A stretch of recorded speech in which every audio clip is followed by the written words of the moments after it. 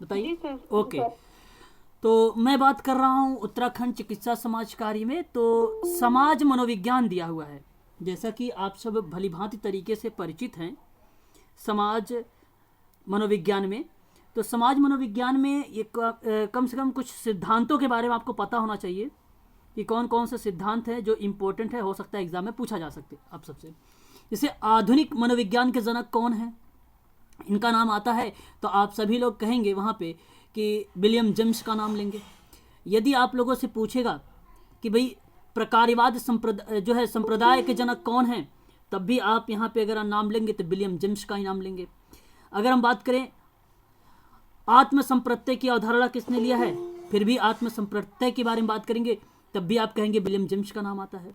शिक्षा मनोविज्ञान के बारे में बात करें तो वेरी वेरी मोस्ट इंपॉर्टेंट, ये थॉर्नडाइक का नाम आता है। प्रयास एवं त्रुटि का सिद्धांत भी थॉर्नडाइक का नाम आता है। प्रत्यय एवं भूल का सिद्धांत भी थॉर्नडाइक का नाम आता है। ठीक है, मुझे तो देखो इसमें बहुत सारे सिद्धांत तो मुझे याद है, 99% याद है मुझे, आप लोगों को भी याद होंगे। देखो ट्रायल एंड एरर की थ्योरी आपको पता होना चाहिए कि बच्चे गलतियों से सीखते हैं, इस तरीके की बात थॉर्नडाइक ने कहा था। प्रयत्न एवं भूल का सिद्धांत भी जो बिल्ली पर दिया था इसी ने बोला था, उसी का नाम है। जो है संयोजनावाद का सिद्धांत ये उसी को बोला गया है, ट्रायल एंड एरर थ्योरी को ही बोला गया है, ये थॉर्नडाइक ने दिया है। उद्दीपन अनुक्रिया जिसको हम लोग बोलते हैं एसआर, ठीक है, एक होता है आरएस, पहले रिस्पॉन्स होगा फिर स्टिमुलस होता है, तो ये पावलाव का नाम आता है, ये पावलाव का नाम आता है। और जब कभी नाम आता है एसआर की स्टिमुलस जो रिस्पॉन्स थ्योरीज, वहाँ पे नाम आता है थॉर्नडाइक का। एसआर थ्योरी देखो इसी का नाम है, मैं यहाँ पे हिंदी में लिखा हूँ, यहाँ पे इंग्लिश में लिखा हुआ, तो यही चीज़ है, ये भी थॉर्नडाइक का ही है। अधिगम का बंध का सिद्धांत भी थॉर्नडाइक का ही है, अधिगम बंध का सिद्धांत। संबंधवाद का सिद्धांत, संबंधवाद का मतलब यह है कि एक बार बिल्ली क्या कर रही थी, तो संबंध नहीं बना पा रही थी लीवर के साथ, कहीं इधर से जा रही इधर से जा रही, तब लीवर दबा रही थी। यहाँ जो वो था पजल था उसका या बॉक्स था उसको ओपन होता था, तो यहाँ पे संबंध नहीं बन पा रहा था। तो एक समय ऐसा आता है कि बिल्ली डायरेक्ट जाती है, लीवर को दबाती है, गेट खुलता है और उसके बाद स्टिमुलस को पा जाती है, यानी फिश का टुकड़ा था, मछली का जो टुकड़ा था वो पा जाती है, खा लेती है। तो उसको हमने बोला कि भाई संबंध स्थापित कर लिया, ठीक है, उसको संबंधवाद का सिद्धांत बोला गया। प्रशिक्षण अंतरण का सर्वसम अवयव का सिद्धांत, ये भी थॉर्नडाइक का, इतना इंपॉर्टेंट नहीं है, ये एग्जाम में पूछा ही नहीं गया है ना कहीं। अच्छा और भी हैं, और के बारे में हम थोड़ा सा चर्चा कर लेते हैं, है ना। चलिए देख लेते हैं इसके बारे में भी।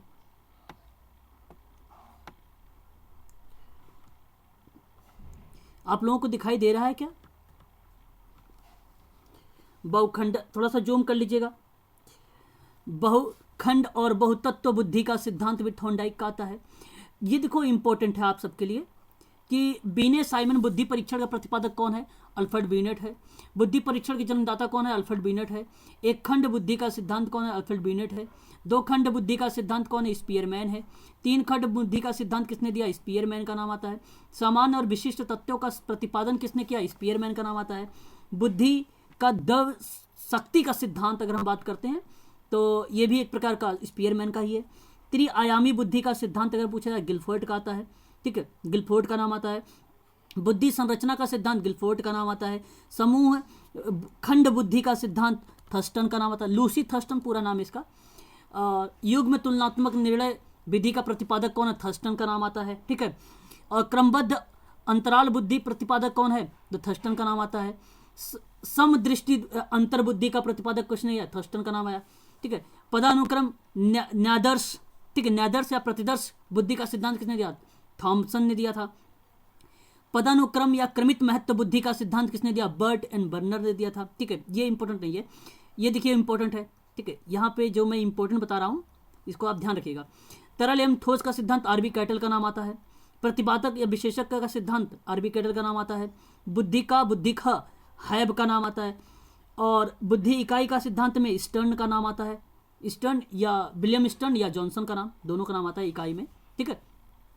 बुद्धि लब्धि ज्ञात करने का सूत्र किसने दिया था, सबसे पहले विलियम स्टर्न का नाम आता है। बाकी टर्मन का नाम भी देखेंगे अभी आप, क्योंकि उसने क्लासिफिकेशन में ये काफ़ी ज़्यादा फेमस रहा था वर्गीकरण को लेकर, तो इसकी वजह से ये वर्गीकरण में टर्मन का नाम आता है, ठीक है।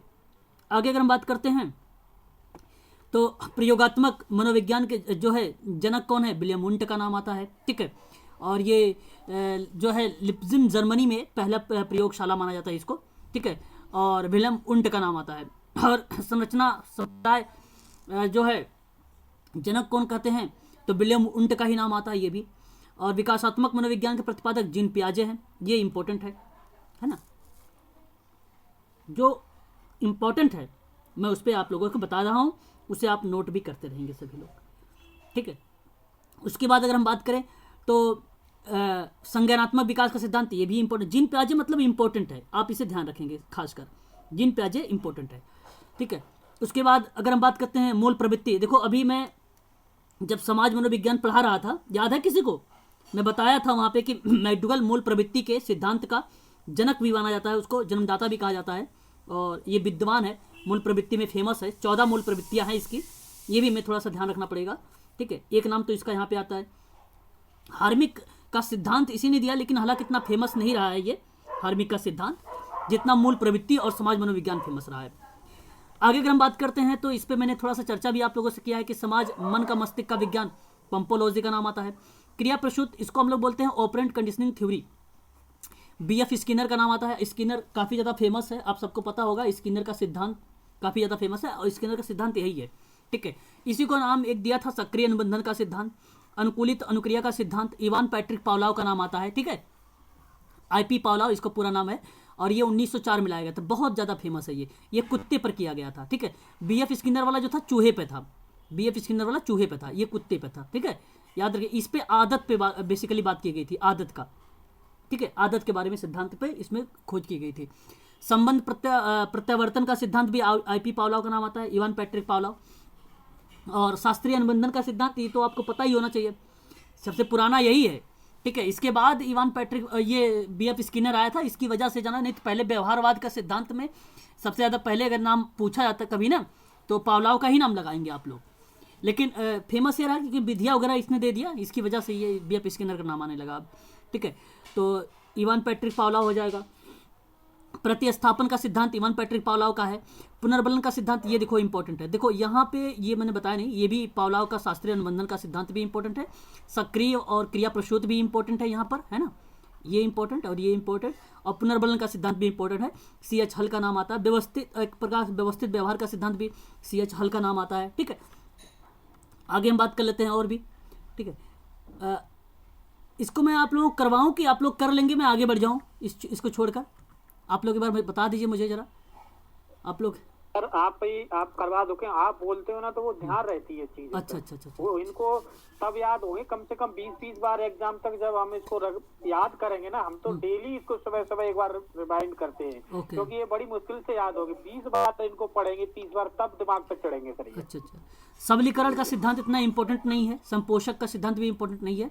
अंतर्नोद वाला इंपॉर्टेंट है, अंतर्नोद बेसिकली ये प्रेरणा से था, मोटिवेशन का ही सिद्धांत था, तो CH हल का नाम आता था। अधिगम सूक्ष्म का सिद्धांत, ये थोड़ा सा इंपॉर्टेंट, क्योंकि जो आप लोग कहते हैं ना अधिगम सामाजिक का सिद्धांत, है ना, ये कोहलर का नाम आता है, इस वजह से आप इसको ध्यान में रखेंगे, ये इंपॉर्टेंट है। और सूझ का सिद्धांत भी इंपॉर्टेंट है, ये काफ़ी बार प्रश्न में आया हुआ है, कोहलर का नाम आता है। अच्छा, वर्धमान कोनोफ्का का भी नाम आप याद नहीं करें यहाँ पर, आप कोहलर का नाम ही याद करें बस, ठीक है।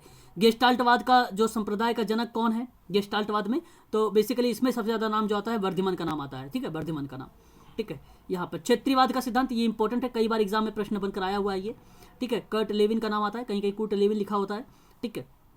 और उसके बाद जो है तलरूप का सिद्धांत इतना इंपॉर्टेंट नहीं है, कुर्ट लेविन का ही है ये भी।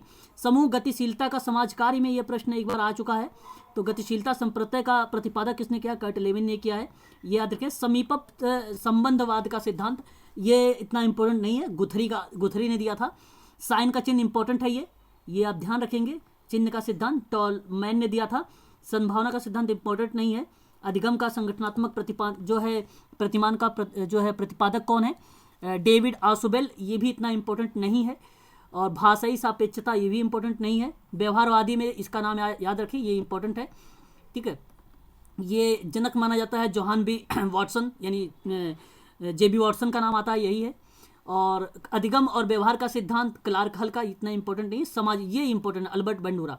सामाजिक अधिगम का सिद्धांत अल्बर्ट बेंडूरा का नाम, और पुनरावृत्ति स्टेनले हॉल, इतना इंपॉर्टेंट नहीं, छोड़ दीजिए। और ना ही अधिगम सोपानी का, अच्छा सोपानी मतलब इसने कुल टोटल सोपान के बारे में अगर हम बात करें तो 9 सोपान के बारे में चर्चा किया था गे ने। सीटेट वगैरह देते तो मैं बताता आप लोगों को, लेकिन इंपॉर्टेंट नहीं है, इसे छोड़ दीजिए, ठीक है। प्रोजेक्ट प्रणाली करके सीखना, ये इंपॉर्टेंट है, करके सीखना, है ना। लर्निंग बाय डूइंग वाला जो सिस्टम आता है जॉन डेवी का ही आता है, ठीक है। और अधिगम मनोविज्ञान के जनक कौन है? अधिगम का मतलब होता है लर्निंग, है ना, सीखना होता है, ठीक है। तो यहाँ पे हरमन हॉबिंगसन का नाम आता है, ठीक है, लेकिन इंपॉर्टेंट नहीं है, छोड़ दीजिए इसे भी, ठीक है। आधुनिक मनोविज्ञान के प्रथम मनोवैज्ञानिक कौन है? डेकार्टे हैं, ठीक है, छोड़ दीजिए। किंडरगार्टन इंपॉर्टेंट है, इसे नोट कर लीजिए। फ्रॉबेल का नाम आता है, ठीक है। डाल्टन विधि की बात करते हैं तो हेलन पार्क हर्स्ट का नाम आता है, इंपॉर्टेंट नहीं है। मॉन्टेसरी में वेरी वेरी मोस्ट इंपॉर्टेंट, इसको नोट कर लीजिएगा, मारिया मॉन्टेसरी का नाम आता है, ठीक है, मारिया मॉन्टेसरी का नाम आता है। मारिया मॉन्टेसरी ने एक एलएसआर का नाम दिया था। एलएसआर जानते हो? एलएसआर किसी को पता है? एलएसआर बताएं जरा एक बार, अगर पता है तो। नहीं मालूम? एलएसआर का मतलब होता है लिसनिंग, स्पीकिंग, रीडिंग। एलएसआर एक क्या बचा? एलएसआर राइटिंग, ठीक है, ये दिया था इन्होंने, 4 टाइप के दिया था इन्होंने, ठीक है, याद रखेंगे इसे। संज्ञानात्मक आंदोलन के जनक कौन है? अल्बर्ट बेंडूरा, ठीक है। गेस्टाल्टवाद में 1912 जी। तो 50 नंबर वाले से जो है सर वो दिखाई सर, स्क्रीनशॉट लेना है सर। 50 नंबर पे, ओके, ये तो ऊपर चला गया सर, अभी पीडीएफ दे दूंगा आपको, ठीक है ना, पीडीएफ इसके बाद दूंगा, ठीक है। चले आगे। आपने आईएमपी नोट किया ना, पीडीएफ और आईएमपी नोट किया है, इसलिए स्क्रीनशॉट ले लेते। अच्छा, आईएमपी किया था इसलिए ले रहे थे, ओके। ये रहा 50, कहाँ चला गया? इधर आ गया। चलिए आप तुरंत ले लिया करें, चलो अच्छा कोई नहीं, आप मुझे बता दें, मैं उसको ना स्टॉप कर लूँगा, ठीक है। चलिए एक बार ले लीजिए, हो गया जी सर, थैंक यू सर। चलो इधर भी, नीचे भी ले लीजिए सर, बाकी ले लिए सर, यही रह गया था। चलो ठीक। चलिए मैं अब आगे बढ़ता हूँ, ठीक है।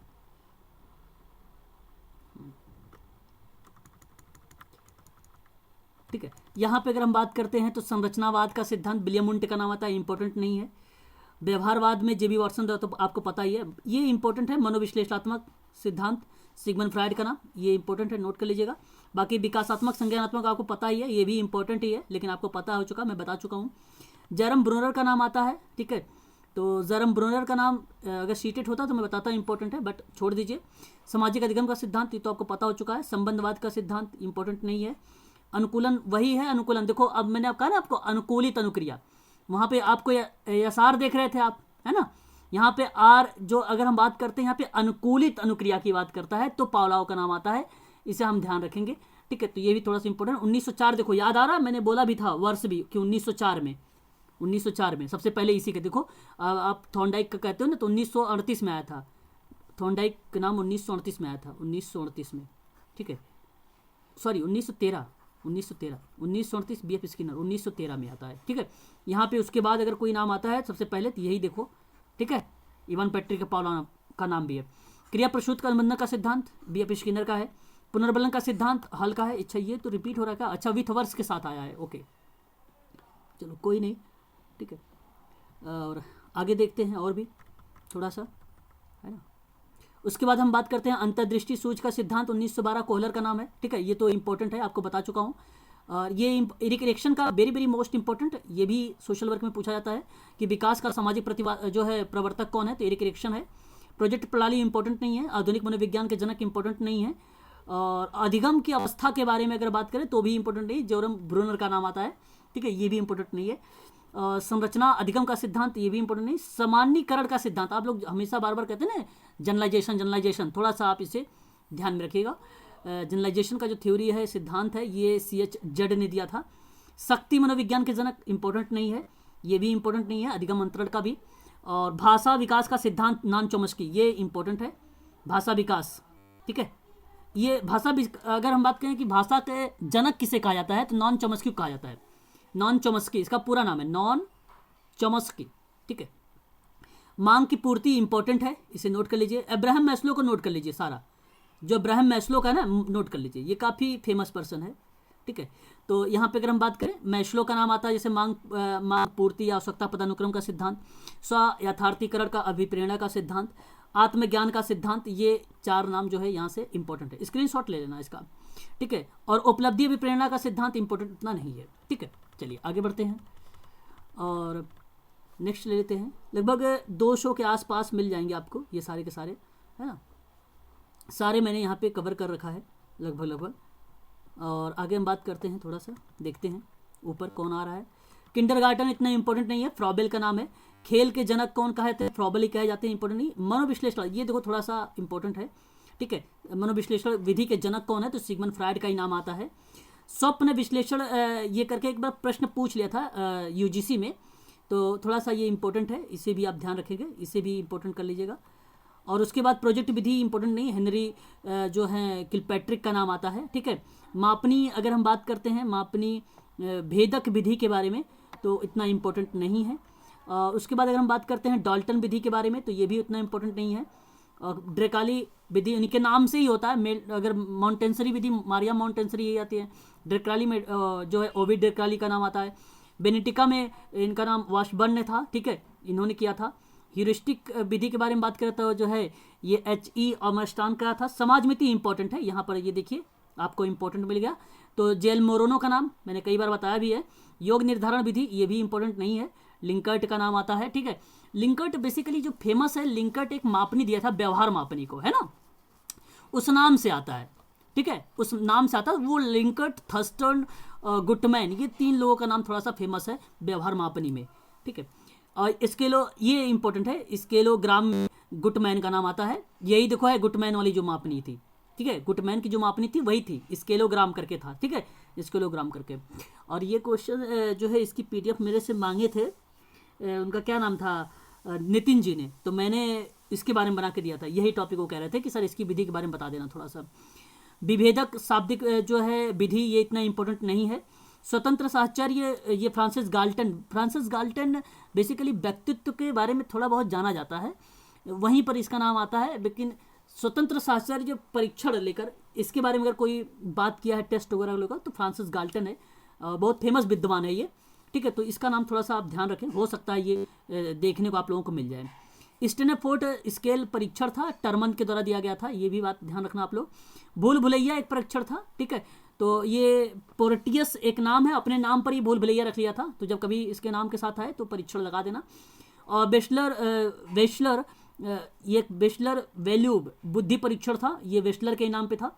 आर्मी अल्फा था, आर्मी बीटा था, ये इतना इंपॉर्टेंट नहीं है, ठीक है। आगे बात कर लेते हैं हम लोग और भी कुछ विद्वानों के बारे में।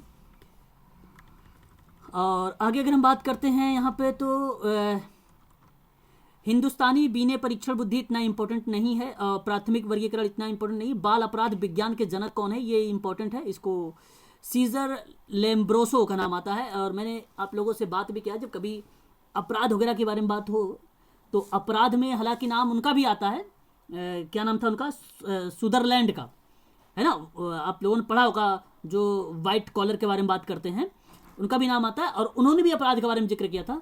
और अपराध के बारे में इस्माइल, उनका क्या नाम था, आत्महत्या के साथ साथ अगर बात करते हैं अपराध को लेकर, तो दुर्खिम महोदय भी करते हैं। लेकिन बाल अपराध के जो विज्ञान के जनक हैं वो सीजर लेम्ब्रोसो का नाम आता है, वेरी वेरी मोस्ट इंपॉर्टेंट है ये सोशल वर्क में।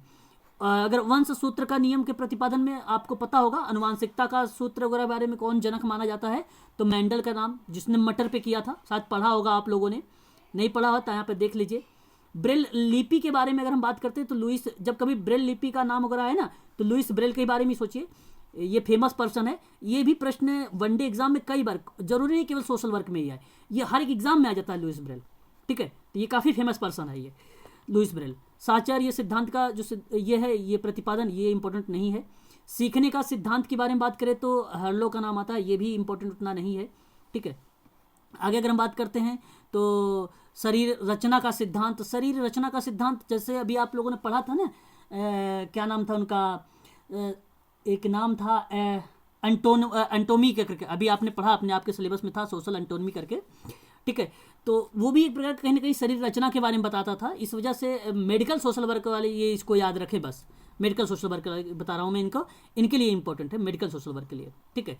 तो ये थोड़ा सा ध्यान रखेंगे, शरीर रचना का सिद्धांत अगर पूछेगा तो सैंडल का नाम लगाएंगे आप लोग। व्यक्तित्व मापन का सिद्धांत में ये इंपॉर्टेंट नहीं है, इसको छोड़ दीजिए, गोल्डस्टीन का नाम, ठीक है। रेडिकल सोशल वर्क जो है ना, रेडिकल सोशल वर्क में अगर नाम आता है तो वो गोल्डस्टीन थोड़ा सा फेमस हो जाता है। रेडिकल सोशल, जिसको मूलभूत समाज कार्य बोलते हैं, यहाँ पर इसका नाम थोड़ा सा फेमस है।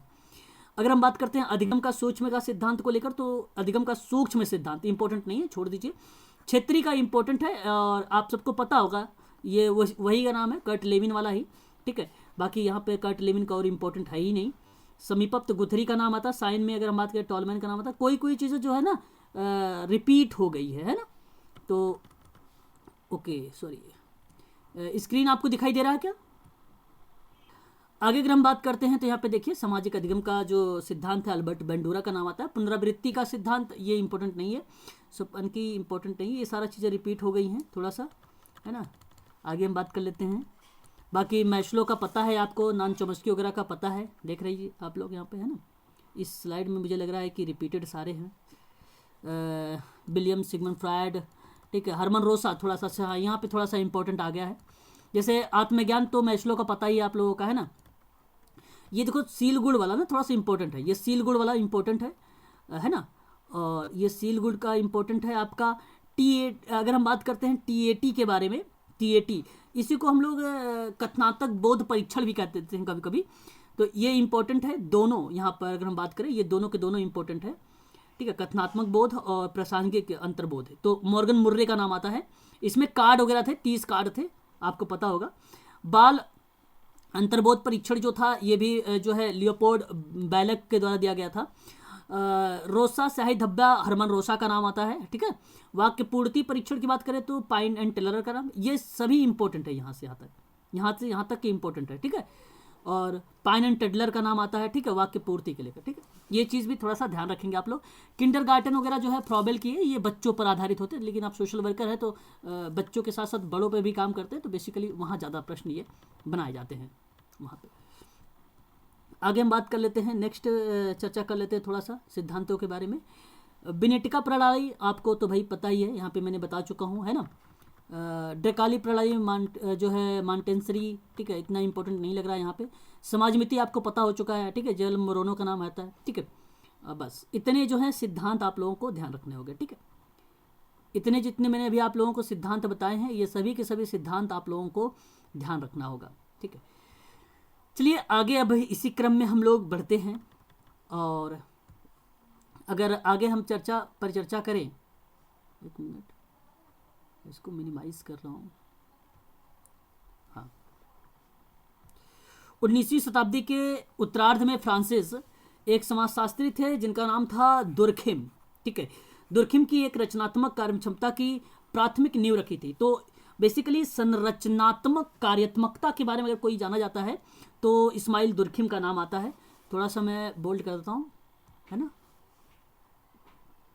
ठीक है। तो आप लोग इसे ध्यान रखेंगे, है ना, कि इस्माइल दुर्खिम का कोई नाम आता है तो संरचनात्मक कार्यात्मकता में आता है ना। ये काफ़ी फेमस पर्सन है इस्माइल दुर्खिम, और इसकी एक किताब थी सोशोलॉजी एंड फिलॉसफी करके दुर्खिम की, जो सामूहिक प्रतिनिधित्व जिसे कभी प्रश्न बने सामूहिक प्रतिनिधित्व में ना, तो इसी इस्माइल दुर्खिम की तरफ ही अग्रसर होना आप सभी लोग ज़्यादातर। और अगर इसका नाम नहीं होगा तो एक नाम और आता है, अभी मेरे माइंड में नहीं आ रहा है, मैं अभी आपको बता दूंगा, ठीक है, कुछ टाइम में, ठीक है। तो जब इसका नाम ना आए तब बताना आप लोग इस्माइल दुर्खिम में कि भाई प्रतिनिधित्व का सिद्धांत किसने दिया है, ठीक है। उस पर मैंने एक प्रश्न लिया है, अभी उसका नाम मेरे माइंड से स्किप हो रहा है।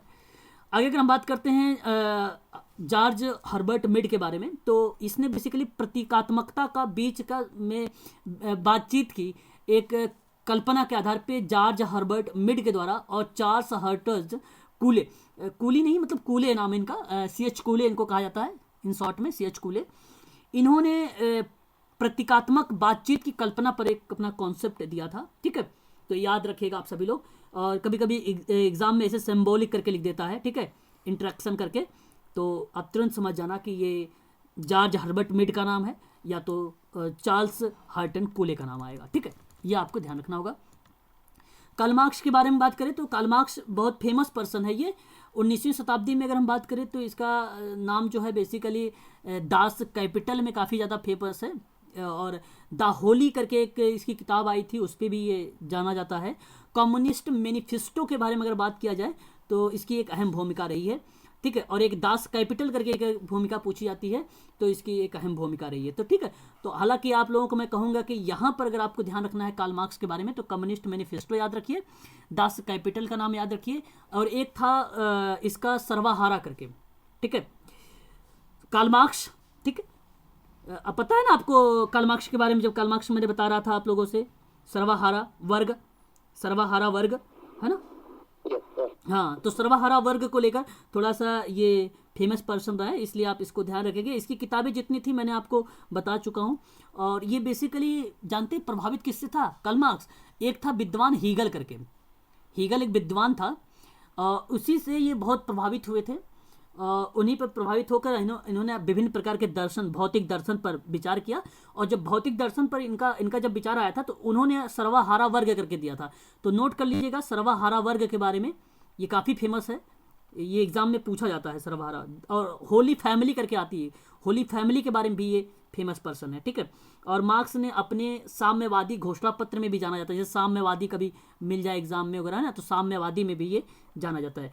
पूंजीवाद वर्ग को जैसे समाप्त करने की बात अगर कोई करता है ना, वर्ग संघर्ष की बात करें या पूंजीवाद की बात करें ना, तो आप तुरंत कार्ल मार्क्स को ही लगा देना। ठीक है, काफ़ी चीज़ें इन्हें बहुत सारी किताबें दिया है। ठीक है, काफ़ी फेमस पर्सन है। और एक और फेमस चीज़ बता रहा हूँ, द पॉवर्टी ऑफ फिलोसफी। देखो, अगर आप सोशल वर्कर हैं तो आपको कार्ल मार्क्स के बारे में पता होना चाहिए, नहीं अगर पता होगा तो फिर तो आप क्वेश्चन कर ही नहीं पाएंगे। कार्ल मार्क्स का वेरी वेरी मोस्ट इंपॉर्टेंट है, ये तो आप ट्रिपल स्टार लगा लीजिए इस पर, है ना, इस पर तो ट्रिपल स्टार लगा लीजिए कार्ल मार्क्स का। हर बार आप लोग थोड़ा सा इन चीज़ों पर फोकस करें। तो कार्ल मार्क्स की भी किताबें वगैरह देखो, अभी यूजीसी में पूछा गया था, है ना, किताबों को लेकर, उसकी किताबों पर मैंने चर्चा किया विथ ईयर के साथ, है ना, उसको देख लेना, कई किताबें इसने दिया है, इतनी किताब नहीं और बहुत सारी किताब है। आगे अगर हम बात करते हैं, नारीवादी सिद्धांत को लेकर पहली बार 1794 में शुरुआत हुई थी। मैरी बोल्सटन क्राफ्ट करके नाम आता है, मैरी बोल्सटन क्राफ्ट करके नाम आता है। और एक नारीवादी समाज कार्य में नाम फेमस है, किसी को याद है, कोई बताना चाहेगा मुझे? नारीवादी समाज कार्य को लेकर यूजीसी में प्रश्न पूछा गया था, किसी को याद है? क्या नारीवादी समाज कार्य?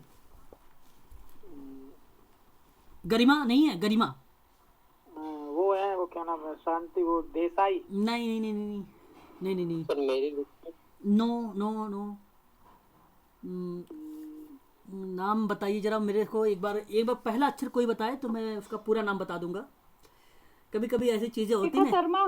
कौन? नो नो नो नो जयंती पटनायक?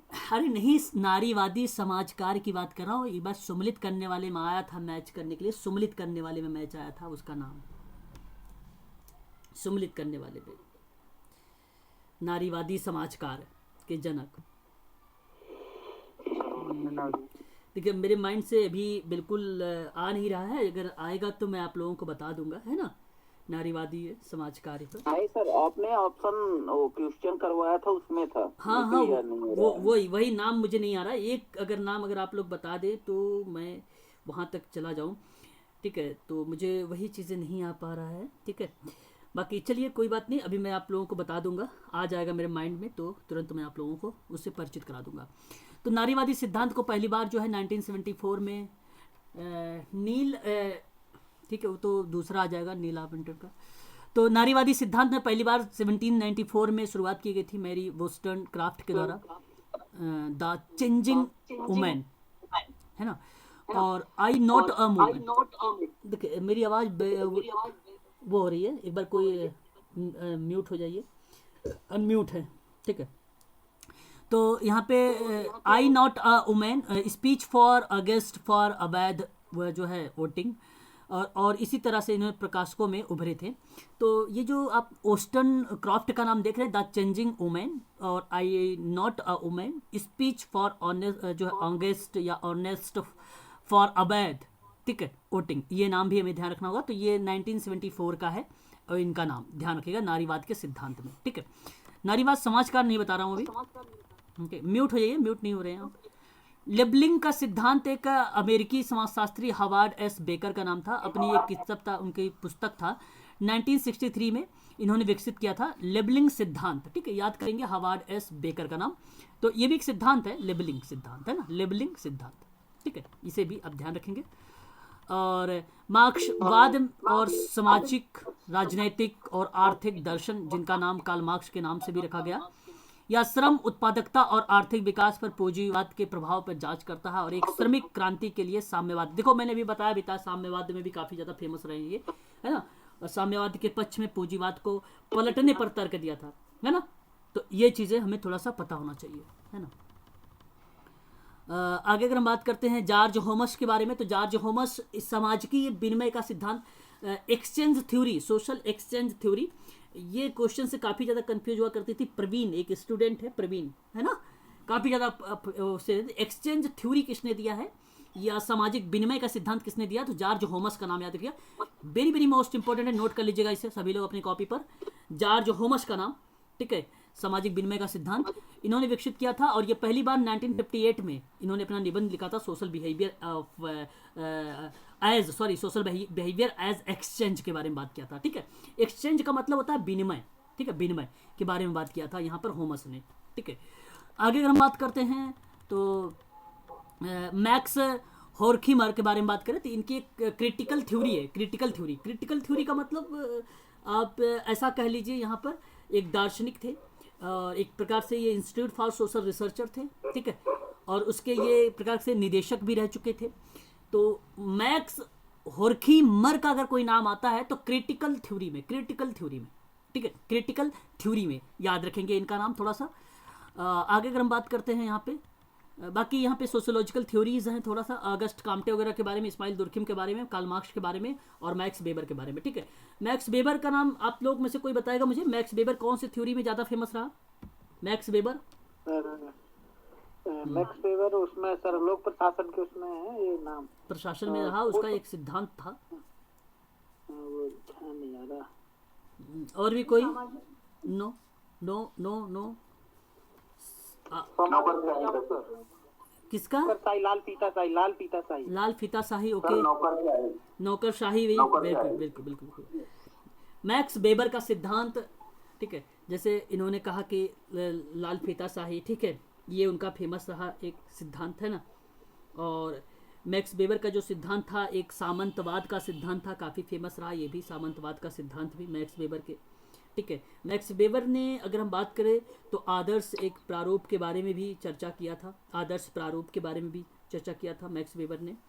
और मैक्स वेबर ने अगर हम बात करते हैं तो उसका जो एक सिद्धांत नौकरशाही अभी आपने बताया है, नौकरशाही सिद्धांत भी उसी का था, उसमें भी फेमस था ये, नौकरशाही में भी। ठीक है, तो ये 3-4 नाम उसके थे। ठीक है, मैक्स वेबर का नाम। इस्माइल दुर्खिम, इस्माइल दुर्खिम का सिद्धांत बताएं जरा, कोई भी सिद्धांत हो इस्माइल दुर्खिम का, जैसे आत्महत्या का सिद्धांत। हाँ, ये काफी ज्यादा फेमस रहा आत्महत्या का सिद्धांत। और दुर्खिम का एक धर्म का भी सिद्धांत था, दुर्खिम का एक धर्म का सिद्धांत था। पता है आप लोगों को दुर्खिम का धर्म का सिद्धांत? दुर्खिम का एक धर्म का सिद्धांत था, ये काफी ज्यादा फेमस रहा था दुर्खिम का। ठीक है, ये भी आपको थोड़ा सा ध्यान, जब प्रकारवाद अगर मैं पढ़ाता आपकी यूजीसी में होता आपके सिलेबस में अगर प्रकारवाद होता तो वहाँ पे मैं आपको स्पष्टीकरण करके बताता वैसे, लेकिन यहाँ पे उतना ज़्यादा ध्यान देने की ज़रूरत नहीं है आपको। लेकिन इतना जाने रहिए कि दुर्खिम का जो नाम आता है वो कहीं ना कहीं संघर्ष को भी रिलेट कर जाता है कभी कभी। ठीक है, संघर्ष में अपना स्टेटमेंट देते हैं वो दुर्खिम। ठीक है, प्रकारवाद में भी दुर्खिम का नाम आता है, देखने को मिल जाता है हमें दुर्खिम का नाम। और प्रकारवाद में बेसिकली दुर्खिम कहते थे कि सामाजिक सांस्कृतिक तत्वों का अध्ययन जो होगा संपूर्ण समाज और संस्कृति के संदर्भ में किया जाएगा, तब उसको हम प्रकारवाद कहेंगे। तो ये दुर्खिम का स्टेटमेंट था, ये दुर्खिम का स्टेटमेंट था। ठीक है, तो दुर्खिम का सिद्धांत जो है आप ध्यान रखेंगे थोड़ा सा प्रकारवाद में भी, और दुर्खिम का सिद्धांत आप याद रखेंगे आत्महत्या में भी। दुर्खिम के बारे में अगर आप बात करें तो धर्म का सिद्धांत की बात करें तो भी दुर्खिम का नाम याद रखना आप सभी लोग, है ना। इस्माइल दुर्खिम काफ़ी फेमस पर्सन है। इसकी 2-3 किताबें हैं, मैं आपको अगर बताऊं तो आप अगर चाहें तो उसको नोट कर ले, ठीक है। जैसे अगर मैं बात करूं द डिवीज़न ऑफ लेबर, ठीक है, श्रम विभाजन का सिद्धांत, काफ़ी ज़्यादा फेमस रही थी, 1893 में आई थी इस्माइल दुर्खिम की किताब, 1893 में आई थी, ठीक है, 1893 में आई थी द डिवीज़न ऑफ लेबर। और एक किताब थी उसकी सामाजिक तथ्य का नियम, सामाजिक तथ्यों का सिद्धांत, the rule of sociological method, Emile Durkheim का, ठीक है। इस्माइल दुर्खिम का मैं यहाँ पे नाम लिखा हूँ तो थोड़ी सी इसलिए लिखा हूँ कि ताकि आप उसे नोट कर सकें और समझ सकें उसके बारे में, ठीक है। सुसाइड तो आपको पता ही है, आत्महत्या का सिद्धांत 1897 में आया था, 1897 में आया था, है ना, ये तो आपको पता ही होगा। और धर्म का प्रकारवाद का सिद्धांत कब आया था? 1912 में आया था, 1912 में आया था, ठीक है। तो ये 3-4 हैं, चार है इसके, टोटल 4 सिद्धांत है। विथ वर्ष के साथ उसको नोट कर लीजिएगा, एक प्रकार से रट्टा मार लीजिए, काफ़ी ज़्यादा इंपॉर्टेंट है ये, है ना, दुर्खिम का, ठीक है। आगे बढ़े इसी क्रम में, अब हम लोग हो गया क्लियर। बाकी अगर आप जानना चाहें तो बाकी सामूहिक जो सामूहिक प्रतिनिधित्व का सिद्धांत है वो भी इस्माइल दुर्खिम का ही है। मतलब जैसे जैसे समाज सरल से जटिल होता है, होता जाएगा, वैसे वैसे नैतिकता का घनत्व बढ़ता जाएगा, ये बात कहते थे इस्माइल दुर्खिम। एक व्यक्ति आवश्यकता लेकर पैदा होता है और आवश्यकता लेकर मर जाता है, ये स्टेटमेंट किसका है? बताएं। नो। एक व्यक्ति आवश्यकता लेकर जन्म लेता है, फिर आवश्यकता लेकर मर ही जाता है, उसका एक प्रकार का मैस्लो का जो सिद्धांत था वो उसने ये बात अभिप्रेरणा का सिद्धांत, हाँ, अभिप्रेरणा का सिद्धांत में। और ये किसका स्टेटमेंट? जैसे जैसे समाज सरल से जटिल होता जाएगा, मतलब समाज जब सरल से जटिल होता जाएगा वैसे वैसे नैतिकता बहुत घनत्व होता जाता है, नैतिकता है उसका घनत्व बढ़ता जाता है। तो वो इस्माइल दुर्खिम का है। वो किसका है? इस्माइल दुर्खिम का है, ठीक है। ये बात भी हमें ध्यान रखना पड़ेगा, ठीक है, ऐसे चीज़ों पर। चलिए, ऑगस्ट काम्टे के बारे में अगर हम बात करें तो आप लोग इनसे परिचित होंगे, काफ़ी फेमस पर्सन है ऑगस्ट काम्टे। इनकी बेसिकली अगर हम बात करते हैं ये समाज शास्त्र के पिता कहे जाते हैं ऑगस्ट काम्टे महोदय। और ऑगस्ट काम्टे का ये 3 ऐसे नियम बताए गए थे जो काफ़ी फेमस रहा समाज कार्य में, काफ़ी ज़्यादा ऑगस्ट काम्टे का जो है फेमस रहे उसमें। कोई बताना चाहेगा मुझे उनके 3 ऐसे रूल रेगुलेशंस, नियम वगैरह? सर, धार्मिक, दार्शनिक और प्रत्यक्षवादी या वैज्ञानिकता। ओके, 3 और कोई ऐसे बताएंगे, मतलब 3 ऐसे स्तरों के बारे में जिसमें इन्होंने बोला कि धार्मिक, तात्विक और वैज्ञानिक या प्रत्यक्षात्मक। वेरी गुड, बहुत बढ़िया बताया आपने। ये 3 स्तर के नियम थे ऑगस्ट काम्टे का, ये आप लोगों को थोड़ा सा पता होना चाहिए। ऑगस्ट काम्टे का नाम है ना, इंपॉर्टेंट है। धार्मिक स्तर पर बात करते हैं वो, और धार्मिक स्तर में जीवित सत्तावाद के बारे में बात करते हैं वो, बहुदेवत्ववाद के बारे में बात करते हैं, और अद्वैतवाद के बारे में बात करते हैं। तो ये ध्यान रखना, कभी कभी उसके डीप में चला जाता है, कहता है कि भाई बताइए जरा अद्वैतवाद किसने बोला, अद्वैतवाद किसने बोला, ऐसे पूछ लेता कभी कभी एग्जाम में। तो अद्वैतवाद, बहुद्वैतवाद और जीवित सत्तावाद, ये ऑगस्ट काम्टे का ही नाम आता है, ठीक है। इसके बारे में बात किया था। फिर उसके बाद उसने जो है तात्विक स्तर के बारे में बात किया था, है ना।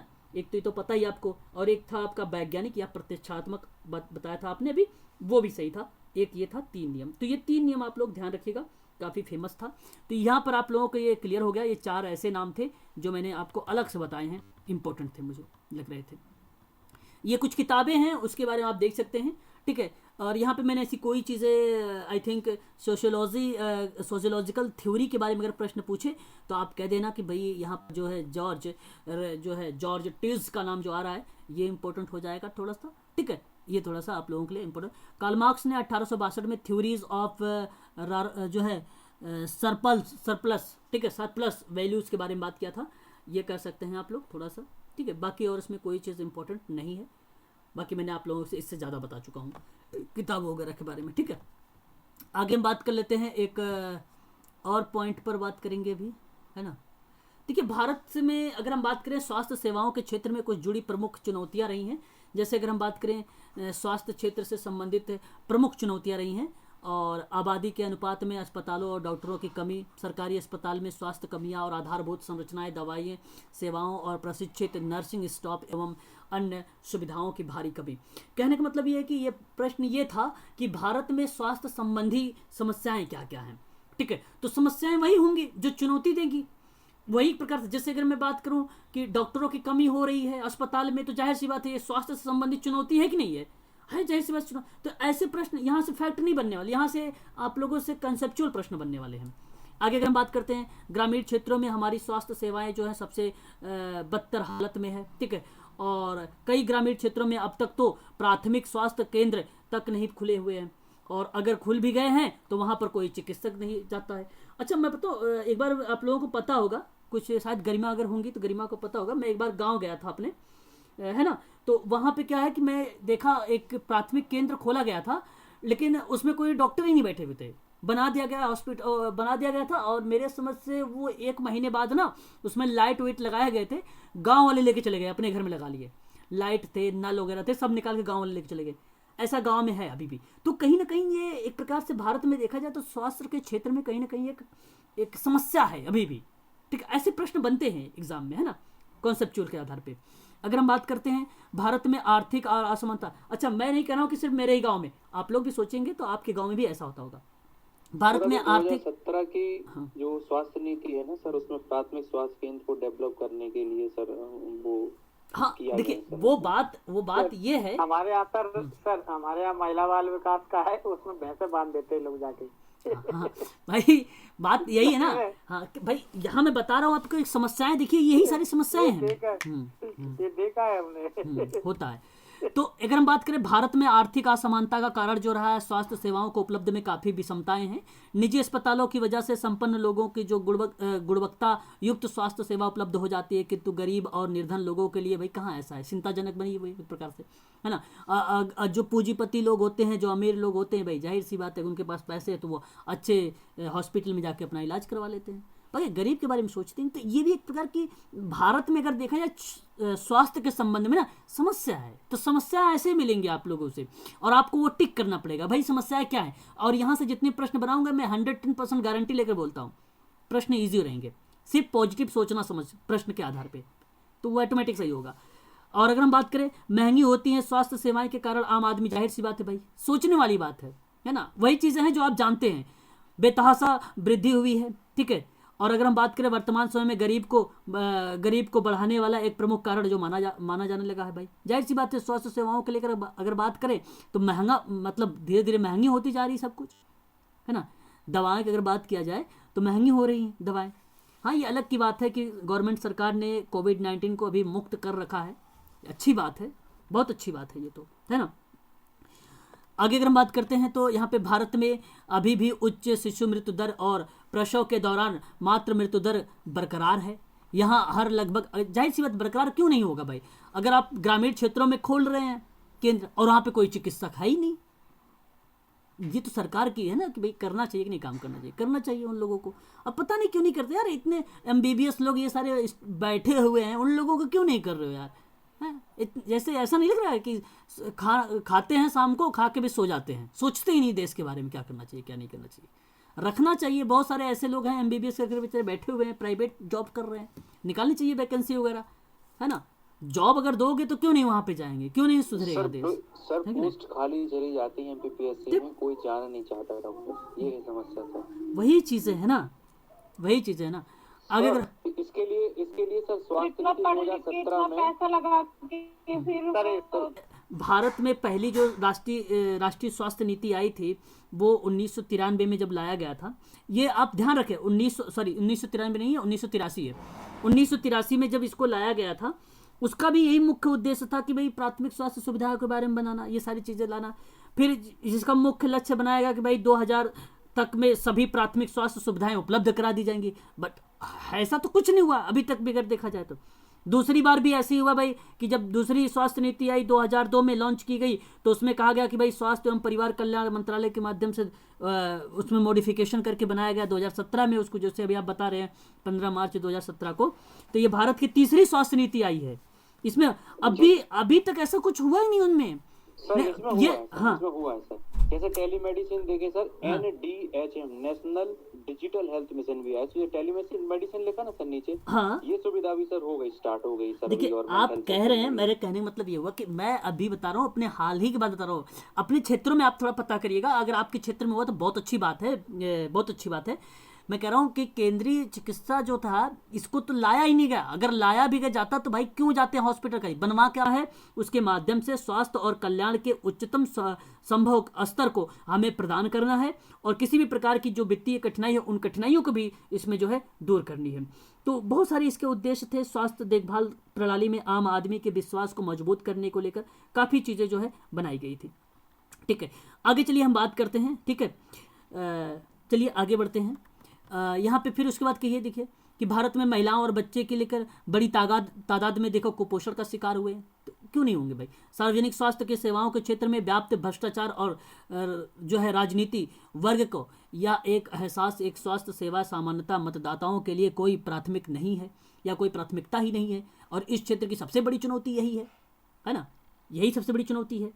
अब वो तो अलग की बात है, 2025 तक इन्होंने कहा कि भाई हम जो कुल प्रजनन दर है, ठीक है, जो कुल प्रजनन दर है उसको 2025 तक राष्ट्रीय और उपराष्ट्रीय स्तर पर 2.1 स्तर पर लाने का लक्ष्य रखा है। बात ठीक है, चलो भाई ठीक है, हम मानते हैं, इस बात को सहमत हैं। अभी आप लोगों को मैंने शायद लास्ट वाली क्लास में इसके बारे में चर्चा भी एक बार कभी किया है इसके बारे में। फिर कहता है कि 2025 तक 5 वर्ष से जो कम उम्र के बच्चे होंगे उनकी मृत्यु दर को 23% हम जीवित जन्म दर को ला देंगे, और मात्र मृत्यु दर को वर्तमान में जो 167 है उसको घटाकर भाई हम 100 कर देंगे। चलो अच्छा ठीक है, कोई बात नहीं, मॉडिफिकेशन तो होना चाहिए, है ना, ज़रूरी है मॉडिफिकेशन करना, है ना। बहुत सारी चीज़ें हैं, बहुत सारे इन्होंने गोल रखा है, लेकिन सब के सब सपने दिखाते हैं और बस कुछ करते हैं नहीं यार। ठीक है, तो ये चीज़ें हैं। तो आगे बढ़ते हैं इसी क्रम में। अच्छा, ये बहुत सारी समस्याएं हैं, है ना, तो बाकी यही चीज़ें हैं, आप देख लेना इसको, बहुत ईजी टॉपिक है। मैं थोड़ा सा क्वेश्चन करवाना चाहता हूँ आप लोगों से। ठीक है, तो मैं थोड़ा सा आप लोगों से क्वेश्चंस करवाना चाहता हूँ। हमारे पास अभी 15 मिनट है, तो मैंने लगभग 100 क्वेश्चंस लिए हैं आप सभी के लिए, 100+ ही क्वेश्चंस होंगे।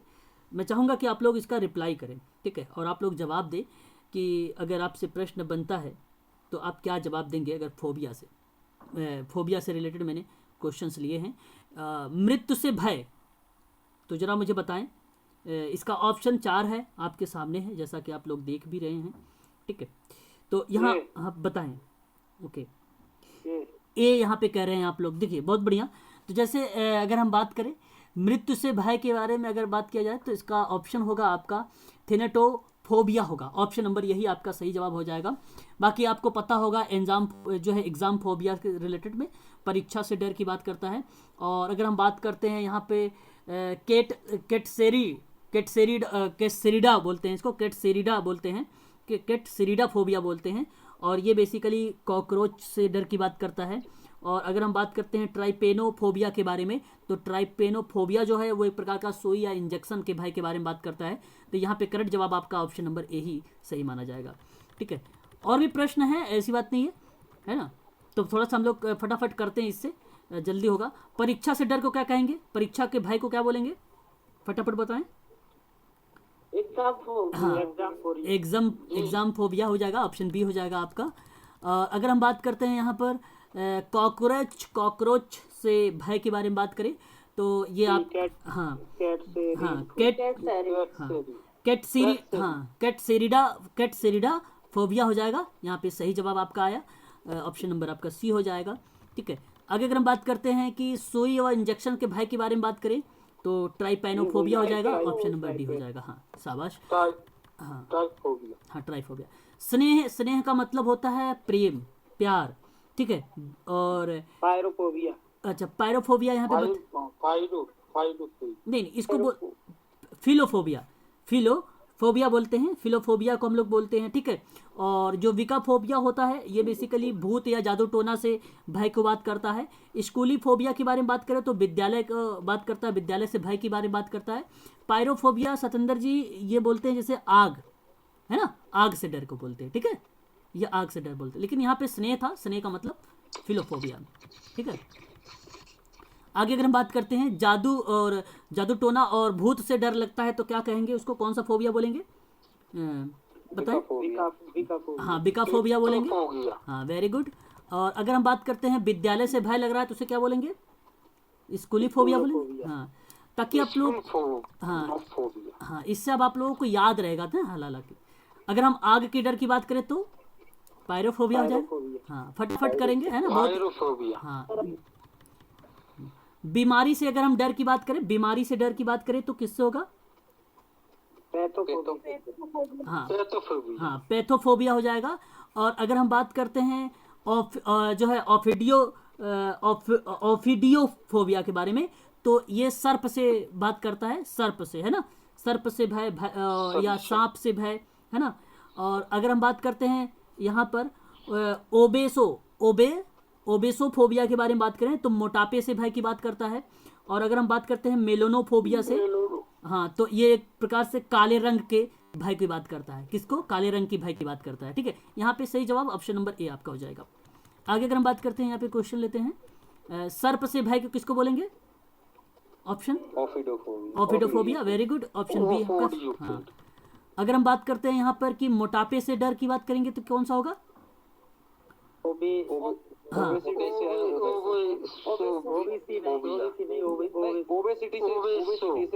हाँ, ओबेसोफोबिया, हाँ, ओबेसोफोबिया, हाँ, वेरी गुड।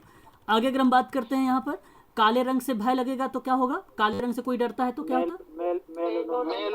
मेलोनोफोबिया। वेरी गुड, शाबाश। स्किन में जो काला रंग रहता है ना, तो मेलानिन के कारण आता है, इसलिए इसको मेलानोफोबिया बोलते हैं। अरे वाह, वेरी गुड, शाबाश। आगे अगर हम बात करते हैं गंदगी से भय है तो क्या? गंदगी से, हाँ, गंदगी से लेट्रोफोबिया। लेट्रोफोबिया, ओके, लेट्रोफोबिया नहीं नहीं, यहाँ पे अगर हम बात, हाँ, मीसोफोबिया बोलेंगे गंदगी या संक्रमण से।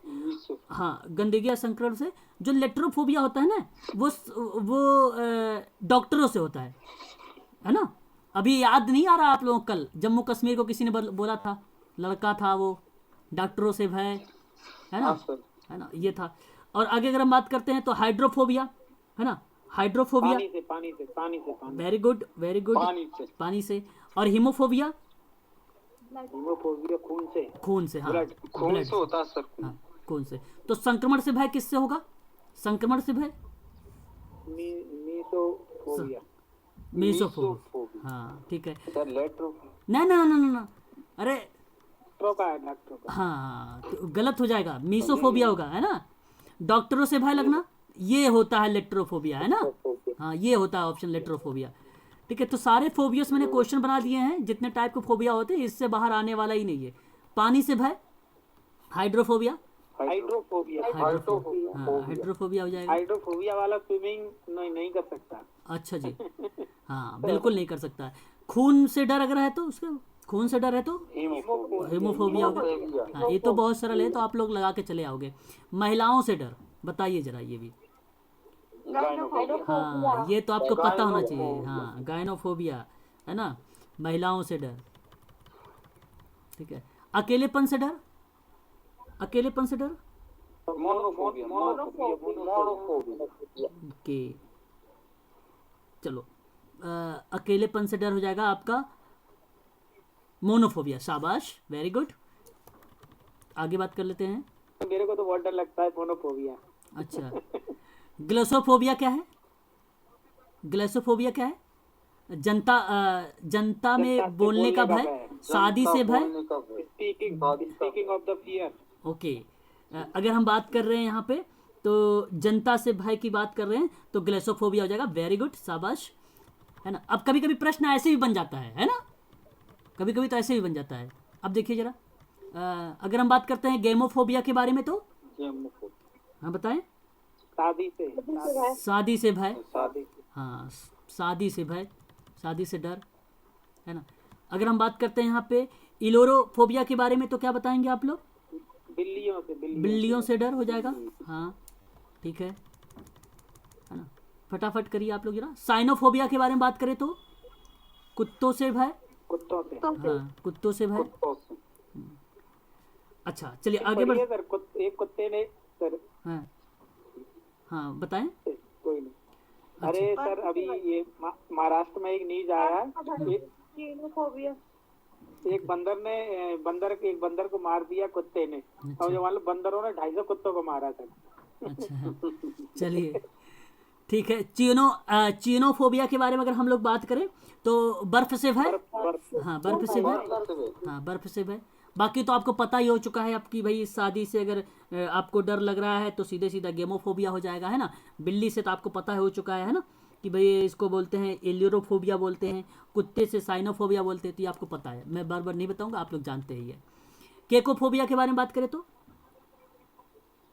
बदसूरती से डर, बदसूरती से डर, वेरी गुड, हाँ शाबाश। तो ऑप्शन भी मैंने ऐसा बना रखा कि आप लोग पकड़ भी लेते होंगे, है ना, लेकिन कोई बात नहीं, इनमें से एक ही दो प्रश्न आने वाले हैं आप लोगों से, है ना। अच्छा, अगर हम बात करते हैं बाथमोफोबिया से तो क्या होगा? सीढ़ी खड़ी खड़ी ढलान।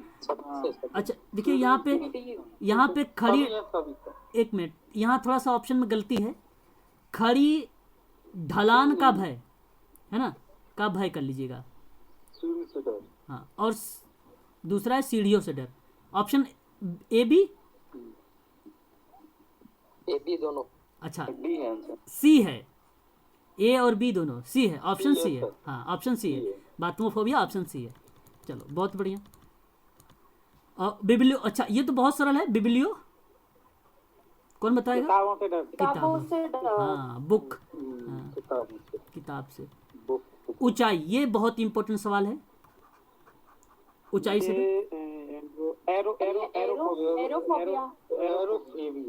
एरोफोबिया।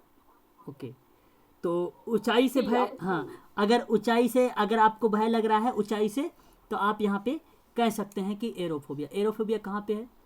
Option number aerophobia. अच्छा एरोफोबिया होगा, ध्यान से सुनिएगा आप लोग, कि ऊंचाई से भय में एक्रोफोबिया होगा, एक्रोफोबिया होगा, हाँ हाँ। एरोफोबिया जो होता है वो बेसिकली उड़ान से होता है डर, वो उड़ान से डर होता है, उड़ान से, हाँ ठीक है। और आर्कोनोफोबिया के बारे में बात करते हैं ना, तो आर्कोनोफोबिया छिपकली मकड़ी से भय लगता है। और एंड्रोफोबिया के बारे में बात करते हैं तो आदमी से भय। अच्छा औरत से भय को क्या बोलते हैं? गायनोफोबिया, हाँ गायनोफोबिया, गायनोफोबिया होता है ना, ठीक है। चलिए ऑप्शन हम नेक्स्ट लेते हैं क्वेश्चन। छिपकली मकड़ी से भय किसको बोलेंगे?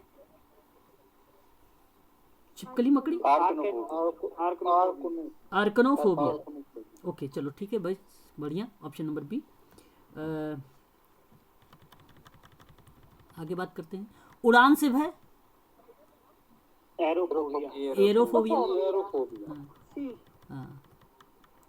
आदमी से डर, एंड्रोफोबिया, नो नो नो नो, एंड्रोफोबिया, एंड्रोफोबिया, हाँ। अब तो याद ही हो गया होगा आप लोग, क्वेश्चन देखो तो देख लेंगे तो कर लेंगे ना। अब 32 अकेलेपन से मोनोफोबिया, मोनोफोबिया है, और एक्रोफोबिया भी है, आटोफोबिया भी है। कौन सा ऑप्शन होगा? सी, ऑप्शन नंबर डी होगा। अकेले से अगर हम बात करते हैं, हाँ ऑटोफोबिया भी होता है और मोनोफोबिया भी होता है। एक्रोफोबिया में तो अभी आपने बताया है सतेंद्र जी, एक्रोफोबिया में तो आपने अभी बताया भी तो है मुझे कि ऊंचाई से डर होता है एक्रोफोबिया, है ना।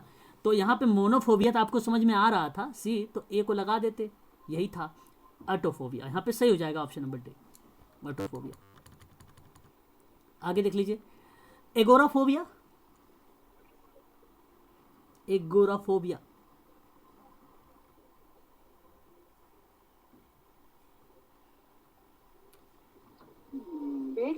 भीड़ से, खुली जगह से, भीड़ से भी होता है, खुली जगह से भी भय होता है। ऑप्शन नंबर डी करेक्ट हो जाएगा यहाँ पे। एगोराफोबिया जो होता है खुली जगह और भीड़ से, मैंने कहा था कल, इंपॉर्टेंट था ये, नोट कर लीजिएगा, भीड़ वगैरह से लेकर ये प्रश्न बना देता है कभी कभी। एगोराफोबिया दोनों, भीड़ और खुली जगह से भी भय लगता है, ऑप्शन नंबर डी करेक्ट था यहाँ पे, ठीक है। सीजोफ्रेनिया, सीजोफ्रेनिया क्या होता है? देखने और सुनने में भ्रम होता है, धुंधला दिखना, किसी चीज में होने का भय होना, या एनाडोमिनिया, एनाडोनिया क्या होगा? नहीं, यहाँ पर आपका डी होगा, हाँ सर, हड्डी हो जाएगा, बिल्कुल सही हो जाएगा। हाँ, डी हो जाएगा। हाँ, जो एनाडोनिया है वो भी है। अच्छा, अगर मरीज को कार और लिफ्ट में जाने से डर लगता है, बताइए। तो मरीज को कार और लिफ्ट में जाने से डर लगता है, क्लाउस्ट्रोफोबिया।